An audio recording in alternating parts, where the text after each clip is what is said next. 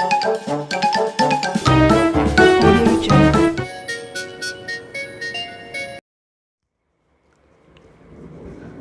everyone, welcome to IIT Chemistry Shiksha. So in this video we will continue with our name reaction series and we will discuss about Hell-Vollard-Zelensky reaction.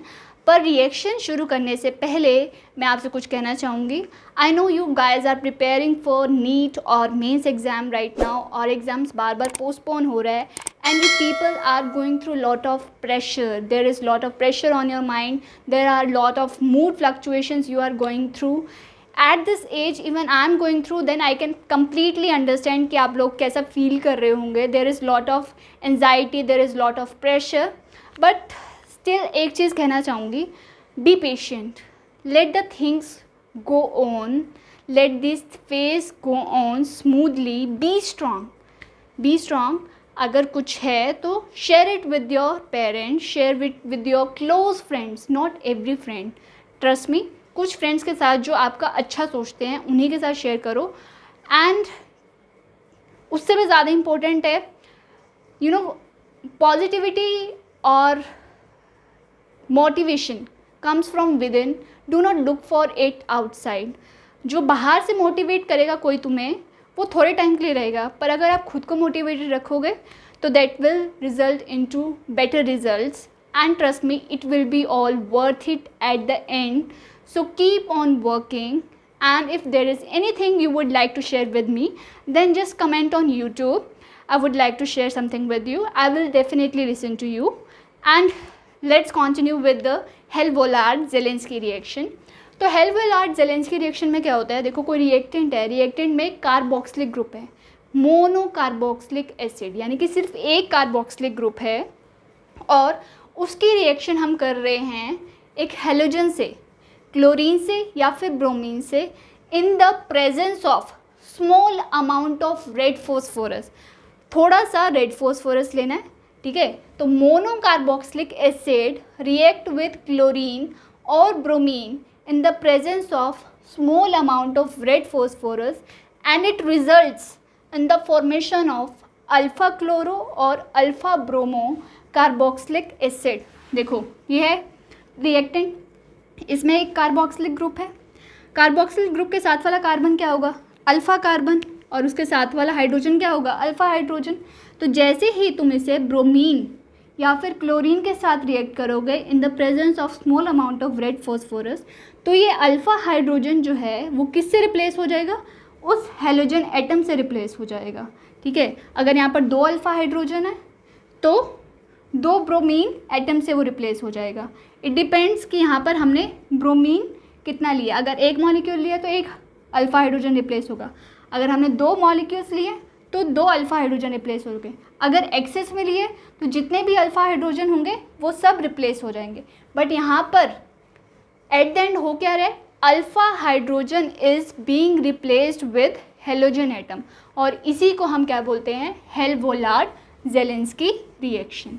Alpha hydrogen is replaced by halogen atom, यही change हो रहा है.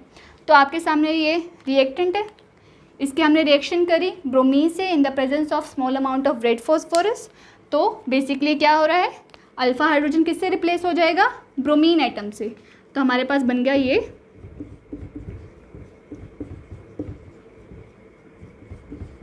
Fine. अब इसको मैंने एक और molecule bromine से रिएक्ट करा इन the presence of red phosphorus. Fine.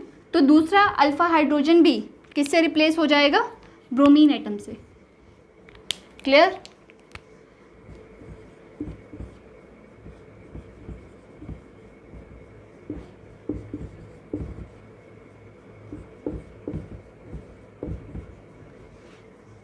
Fine. तो ये बन गया हमारा फाइनल प्रोडक्ट. अब इधर देखो, एसिटिक एसिड है, ये कार्बोक्सिल ग्रुप है, इसके साथ वाला कार्बन अल्फ़ा कार्बन, और ये 3 क्या है, अल्फ़ा हाइड्रोजन. तो जैसे ही हमने इसको क्लोरीन से रिएक्ट करा इन the presence of red phosphorus, यहाँ पर हमने क्लोरीन किस में लिया, एक्सेस में. तो यहाँ पर 3 अल्फ़ा हाइड्रोजन प्रेजेंट है, तो तीनों के तीनों किससे रिप्लेस हो जाएंगे, क्लोरीन से रिप्लेस हो जाएंगे. तो ये रहा हमारा प्रोडक्ट.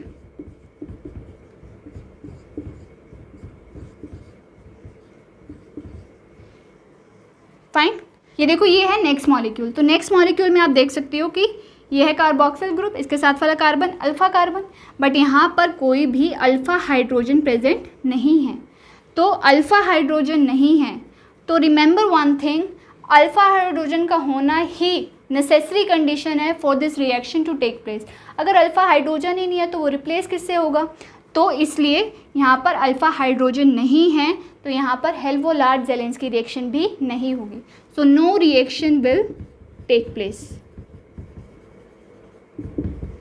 Is that clear? तो यहाँ पर मैंने नोट भी लिख लिया, if there is no alpha hydrogen there will be no reaction taking place here. Is that clear? तो हेल्वोलार्ड ज़ेलेंस्की रिएक्शन हमने देख लिया कि जब मोनोकार्बोक्सिलिक एसिड को हम किसी हेलोजन क्लोरीन और ब्रोमीन से रिएक्ट करते हैं in the presence of red phosphorus, तो अल्फ़ा हाइड्रोजन रिप्लेस हो जाता है हेलोजन एटम से and it leads to the formation of alpha chloro or alpha bromo carboxylic acid.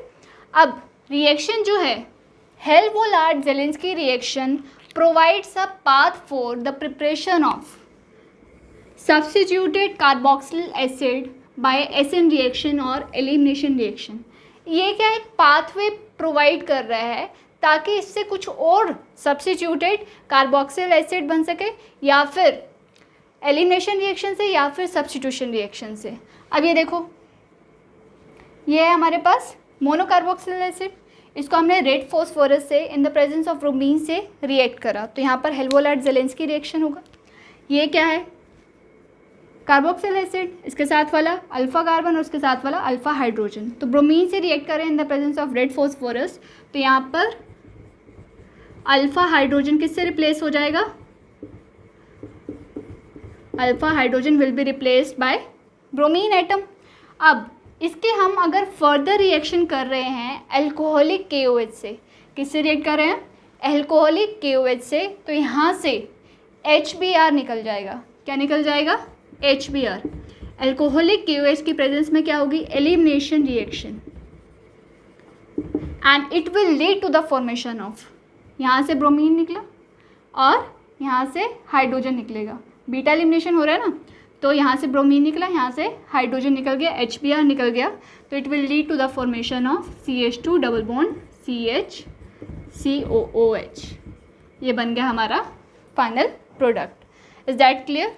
अब देखो यहाँ पर हमने अल्फ़ा सब्स्टिट्यूटेड एसिड लिया, अल्फ़ा ब्रोमो कार्बोक्सिल एसिड लिया हमने, ठीक है। इसके हमने फर्दर रिएक्शन करी किसके साथ, फर्स्ट केस है aqueous QH in the presence of H+ ion, aqueous QH से रिएक्ट करा और फिर एसिडिक मीडियम ले लिया हमने, तो ये ब्रोमीन किससे रिप्लेस हो जाएगा हाइड्रोक्सिल ग्रुप से, तो हेल्वोलार्ड ज़ेलेंस्की रिएक्शन से और सब्स्टिट्यूटेड प्रोडक्ट भी बन सकते हैं। तो ये हाइड्रोक्सिल ग्रुप से रिप्लेस हो जाएगा और इसको हम क्या बोलते हैं लैक्टिक एसिड, इसका नाम है लैक्टिक एसिड। तो ये क्या है एक तरह से अल्फ़ा हाइड्रोक्सी एसिड। क्लियर?